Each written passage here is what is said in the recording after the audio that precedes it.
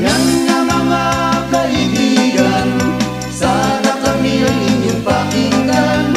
Hindi lang ito kakengkuyan, kapupulutan din ang kabutihan. Halina kayo tayo maglibang, awiting itik sa katatawa.